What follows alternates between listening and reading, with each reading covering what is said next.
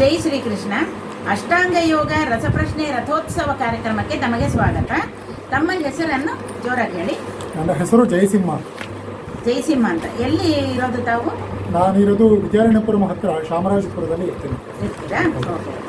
ತಮಗೆ ಸ್ವಾಗತ. ನಮ್ಮ ವಿದ್ಯಾಲಯದಿಂದ ಸ್ವಾಗತವನ್ನು ಬಯಸ್ತಾ ತಮಗೆ ಅಷ್ಟಾಂಗ ಯೋಗದಲ್ಲಿ ನಾ ಪ್ರಶ್ನೆಯನ್ನು ಕೇಳ್ತಾ ಇದ್ದೀನಿ.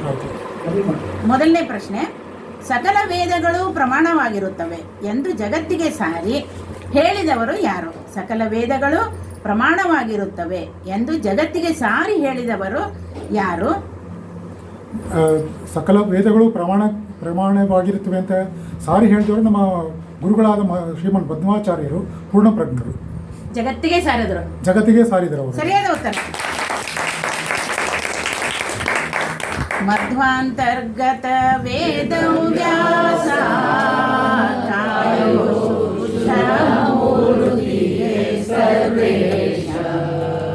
ಶ್ರದ್ಧೆಯಿಂದಲೇ ನಿನ್ನ ಭಜಿಸುವ ಜನರಿಗೆ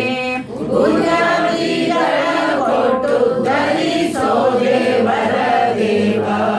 ಮಧ್ವಾಂತರ್ಗತ ವೇದ ವ್ಯಾಸ ಕಾಯೋ ಸರ್ವೇಶ ಅಂತ ಮಹಾನುಭಾವರು ಪೂರ್ಣ ಪ್ರಜ್ಞರು ಜಗತ್ತಿಗೆ ಸಾರಿದರು ಅಲ್ವಾ? ಈಗ ಮುಂದಿನ ಪ್ರಶ್ನೆಗೆ ಹೋಗೋಣ. ಯಾವ ಚಕ್ರದಲ್ಲಿ ಯಾವ ಕಾರಣದಿಂದ ಉಪಾಸನೆಯನ್ನು ಮಾಡಲಾಗುವುದಿಲ್ಲ? ಯಾವ ಚಕ್ರದಲ್ಲಿ ಯಾವ ಕಾರಣದಿಂದ ಉಪಾಸನೆಯನ್ನು ಮಾಡಲಾಗುವುದಿಲ್ಲ? ಈ ಮಣಿಪುರ ಚಕ್ರದಲ್ಲಿ ಈ ಪ್ರಾಪಂಚಿಕ ವಿಷಯಗಳಲ್ಲಿ ಆಸಕ್ತಿ ಹೆಚ್ಚಾಗಿ ಅಮೂಲ್ಯ ಹೆಚ್ಚಾಗುತ್ತೆ ಅನ್ನೋ ಕಾರಣದಿಂದ ಮಣಿಪುರ ಚಕ್ರದಲ್ಲಿ ಉಪಾಸನೆ ಮಾಡಲಾಗುವುದಿಲ್ಲ. ಸರಿಯಾದ ಉತ್ತರ. ನೀವು ಯೋಗಾಭ್ಯಾಸ ಇದು ಮಾಡ್ತಾ ಇದ್ದೀರಾ ಅಥವಾ ಮಾಡ್ತಾ ಇದ್ದೀರಾ? ಅದರಿಂದ ಸ್ಪಷ್ಟವಾಗಿ ಬರ್ತಾ ಇದೆ, ತಮಗೆ ಸ್ಫುಟವಾಗಿ ಹೇಳ್ತಾ ಇದ್ದೀರಿ. ಬಹಳ ಸಂತೋಷ. ಮಣಿಪುರ ಚಕ್ರತಂತ್ರ ರಂಬೀಜ ಮಂತ್ರ ತ್ರಿನೇತ್ರ ರುದ್ರ ಬಂದ ಲಕ್ಷ್ಮೀ ನೃಸಿಂಹನಲ್ಲಿ. ಮಣಿಪುರ ಚಕ್ರತಂತ್ರ ರಂಬೀಜ ಮಂತ್ರ ತ್ರಿನೇತ್ರ ರುದ್ರ ಬಂದ ಲಕ್ಷ್ಮೀ ನೃಸಿಂಹನಲ್ಲಿ. ಅಲ್ಲಿ ಬೇಡ ಅಂತ ಹೇಳಿದ್ರು ಇವರು. ಯಾಕೆ ಹೇಳಿದ್ರು? ಅದು ಕಾರಣ ಯಾಕೆಂದರೆ ನಮಗೆ ಬರೀ ಒಂದು ವಿಷಯಾಸಕ್ತಿ ಹೆಚ್ಚಾಗ್ತದೆ ಅಂತ ಹೇಳಿ ಪ್ರಾಪಂಚಿಕ ವಿಷಯದಲ್ಲಿ ಹೆಚ್ಚಿಗೆ ಆಸಕ್ತಿ ಬರಬಾರ್ದು. ಯಾಕಂದ್ರೆ ಪರಮಾತ್ಮನಲ್ಲಿ ಬರಬೇಕು ನಮಗೆ. ಅದಕ್ಕೋಸ್ಕರ ಅದರಲ್ಲಿ ನಮಗೆ ಉಪಾಸನೆಯನ್ನು ಹೇಳಿಲ್ಲ. ಸರಿ, ಮುಂದೆ ಹೋಗೋಣ. ಅಸುರಿ ಸ್ವಭಾವದವರಿಗೆ ಯಾವ ಎರಡರ ವಿವೇಚನೆಯೂ ಇರುವುದಿಲ್ಲ. ಅಸುರಿ ಸ್ವಭಾವದವರಿಗೆ ಯಾವ ಎರಡರ ವಿವೇಚನೆಯೂ ಇರುವುದಿಲ್ಲ. ಈ ಅಸುರಿ ಸ್ವಭಾವದವರಿಗೆ ಪ್ರವೃತ್ತಿ ಮತ್ತು ನಿವೃತ್ತಿ ಈ ಎರಡು ಸ್ವಭಾವಗಳಲ್ಲಿ ಈ ವಿವೇಚನೆ ಇರುವುದಿಲ್ಲ ಅವರಿಗೆ. ಪ್ರವೃತ್ತಿ ಮತ್ತು ನಿವೃತ್ತಿ ಅದನ್ನ ಏನಾದ್ರು ಸ್ವಲ್ಪ ಹೇಳ್ತೀರಾ? ಹರೇ ಶ್ರೀನಿವಾಸನ್. ಮುಂದೆ ಹೋಗೋಣ. ಈಗ ಉತ್ತರ ಸರಿಯಾಗಿದೆ. ಪ್ರವೃತ್ತಿ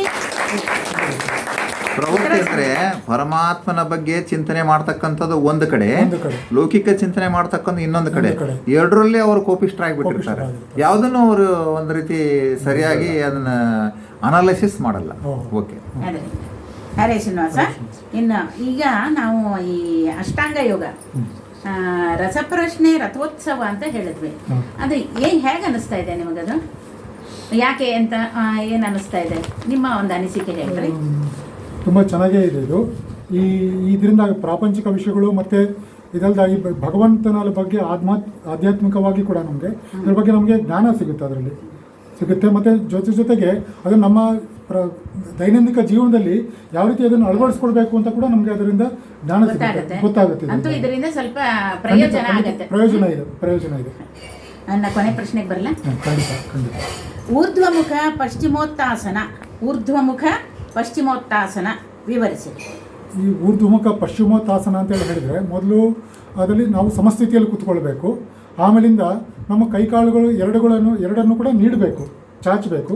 ಚಾಚಿದಾದ್ಮೇಲೆ ನಮ್ಮ ಕೈಗಳಿಂದ ನಮ್ಮ ಕಾಲುಗಳನ್ನು ಹಿಡ್ಕೊಂಡಾದ್ಮೇಲೆ ಈ ನಮ್ಮ ತಲೆಯನ್ನು ಮೊಣಕಾಲಿಗೆ ಅದನ್ನು ಆನಿಸಬೇಕು.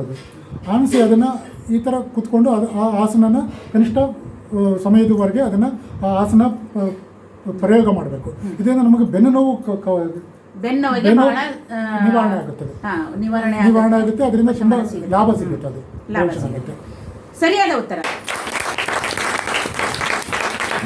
ಸಮಸ್ಥಿತಿಯಲ್ಲಿ ಕುಳಿತುಕೊಳ್ಳಬೇಕು. ನಂತರ ಕೈಕಾಲುಗಳನ್ನು ಸಾಕಷ್ಟು ಮೇಲೆ ಎತ್ತಬೇಕು. ಕ್ರಿಯೆಗೆ ಆಸರೆಯಾಗಲು ಹೆಬ್ಬೆರಳುಗಳನ್ನು ಕೈಯಿಂದ ಒತ್ತಿ ಹಿಡಿದು ತಲೆಯನ್ನು ಮೊಣಕಾಲಿಗೆ ತಾಗಿಸಬೇಕು. ಇದರಿಂದ ಬೆನ್ನು ನೋವು ನಿವಾರಣೆ. ಯಾವ ರೀತಿ ಅವರು ಬೆಂಡ ಆಗ್ತಾರೆ ಅದರಿಂದ ಏನಾಗುತ್ತೆ, ಬೆನ್ನು ನೋವು ನಿವಾರಣೆ. ಈಗಿನ ಕಾಲದಲ್ಲಿ ಯೋಗ ಮಾಡ್ತಾರೆ ಎಲ್ಲರೂ, ಯೋಗ ಅಭ್ಯಾಸ ತುಂಬ ಮಾಡ್ತಾ ಇದ್ದಾರೆ, ಬರೀ ಯೋಗ ಮಾಡ್ತಾರೆ. ಆಮೇಲೆ ಅದನ್ನು ಏನು ಸಮರ್ಪಣೆ ಮಾಡಬೇಕು, ಯಾತಕ್ಕೋಸ್ಕರ ನಮ್ಮ ದೇಹ ದೃಢವಾಗಿ ಇಟ್ಕೋಬೇಕು, ಏನೋ ಭದ್ರವಾಗಿ ಇಟ್ಕೋಬೇಕು, ಮತ್ತು ಯಾತಕ್ಕೋಸ್ಕರ ನಾವು ಮಾಡ್ತಾ ಇದ್ದೀವಿ ಆ ಒಂದು ಪರಿಕಲ್ಪನೆ ಇರೋದಿಲ್ಲ.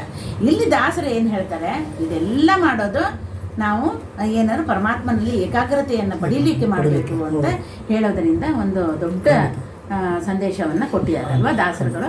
ಅವರು ನೀವು ಈ ಒಂದು ಕಾರ್ಯಕ್ರಮಕ್ಕೆ ಬಂದು ಎಲ್ಲ ನೀವು ಅಭ್ಯಾಸನೂ ಮಾಡ್ತಾ ಇದ್ದೀರಿ, ಯೋಗದಲ್ಲಿ ನಿಮಗೆ ಒಳ್ಳೆ ಪರಿಣತಿನೂ ಇದೆ ಅಲ್ವಾ. ಅದರಿಂದ ಏನಂತಂದರೆ ಚೆನ್ನಾಗಿ ಎಲ್ಲ ಪ್ರಶ್ನೆಗಳಿಗೂ ಅರಳು ಬುರದಂಗೆ ಉತ್ತರ ಹೇಳಿದ್ರಿ. ತಮಗೆ ನಮ್ಮ ವಿದ್ಯಾಲಯ ಪರವಾಗಿ ಅನಂತ ಧನ್ಯವಾದಗಳು.